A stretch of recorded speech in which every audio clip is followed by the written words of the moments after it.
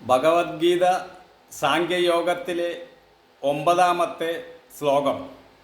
ഏവമുക്ത്വാ ഋഷീകേശം ഗൂഢാകേശ പരന്തവ ന യോത്സൈതി ഗോവിന്ദ മുക്ത്വാ തുഷ്ണിം ബഭൂവഃ. സഞ്ജയൻ പറഞ്ഞു, ശത്രുനാശകനായ അർജുനൻ ശ്രീകൃഷ്ണനോട് ഇപ്രകാരം പറഞ്ഞതിന് ശേഷം ഞാൻ ഇനി യുദ്ധം ചെയ്യില്ല എന്ന് പറഞ്ഞ് മൗനം അവലംബിച്ചു. ഇവിടെ ശത്രുനാശകനായ അർജുനനാണ് പറയുന്നത്. അതായത് അത്രയ്ക്കും കഴിവുള്ള ഒരാളാണ് അർജുനൻ എന്നാണ് സഞ്ജയൻ ഇവിടെ വിശേഷിപ്പിക്കുന്നത്. അങ്ങനെയുള്ള അർജുനൻ തൻ്റെ തേരാളിയായി വന്നിരിക്കുന്ന കൃഷ്ണനോടാണ് പറയുന്നത് ഞാൻ യുദ്ധം ചെയ്യില്ല എന്ന്. അർജുനൻ യുദ്ധം ചെയ്യാതിരിക്കാൻ തീരുമാനിച്ചെങ്കിൽ കൃഷ്ണനോട് പറയേണ്ടത് തേര് പിറകിലോട്ട് തെളിക്കൂ, നമുക്ക് യുദ്ധക്കളത്തിൽ നിന്നും പോകാമെന്നാണ്. എന്നാൽ അത് പറയാതെ തേർത്തട്ടിൽ തളർന്നിരുന്ന് തലയ്ക്ക് കയ്യും കൊടുത്താണ് പറയുന്നത് ഞാൻ യുദ്ധം ചെയ്യില്ല എന്ന്. അർജുനൻ എതിർവശത്തേക്ക് നോക്കുമ്പോൾ മുൻപന്തിയിൽ കാണുന്നത് തൻ്റെ ഗുരുക്കന്മാരായിരിക്കുന്ന ഭീഷ്മനെയും ദ്രോണരെയും ഒക്കെയാണ്. അവരുടെ നേർക്ക് അമ്പെയ്യാൻ അർജുനന് കഴിയുന്നില്ല.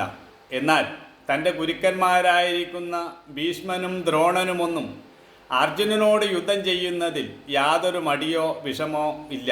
അതുപോലെ തന്നെ അർജുനൻ്റെ കൂടെ നിൽക്കുന്ന ധർമ്മപുത്രർക്കും ഭീമനും നകുല സഹദേവന്മാർക്കും മറ്റുള്ളവർക്കുമൊന്നും യുദ്ധം ചെയ്യുന്നതിൽ യാതൊരു മടിയുമില്ല. ആ യുദ്ധക്കളത്തിലെ ഏറ്റവും പേരുകേട്ട യോദ്ധാവ് അർജുനനാണ്. അർജുനൻ്റെ കഴിവ് അപാരമാണെന്ന് എല്ലാവർക്കും അറിയാം. എന്നാൽ അങ്ങനെയുള്ള അർജുനനാണ് തേർത്തട്ടിൽ തളർന്നിരിക്കുന്നത്. അർജുനന് യുദ്ധക്കളത്തിൽ നിന്നും എന്നാൽ ഓടിപ്പോകാനുള്ള ധൈര്യമുണ്ടോ? അതുമില്ല. അങ്ങനെ ഒരു വല്ലാത്ത പിടിവലിയാണ് അർജുനൻ്റെ ഉള്ളിൽ നടക്കുന്നത്. ബാഹ്യയുദ്ധം തുടങ്ങുന്നതിന് മുമ്പുള്ള ഒരു ആന്തരിക യുദ്ധമാണ് അർജുനൻ്റെ ഉള്ളിൽ നടക്കുന്നത്. ആന്തരിക യുദ്ധം ജയിച്ചവന് ബാഹ്യയുദ്ധം എളുപ്പമാണ്. ആന്തരികമായ തളർച്ചയാണ് ബാഹ്യമായും ഒരാളെ തളർത്തുന്നത്.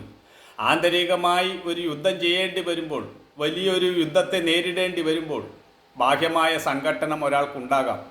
അത് ഒരു മനസാക്ഷിയുള്ള ഒരാൾക്ക് ഉണ്ടാകേണ്ടുന്ന കാര്യമാണ്. അതാണ് അർജുനൻ ഇവിടെ ഉണ്ടായിരിക്കുന്നത്.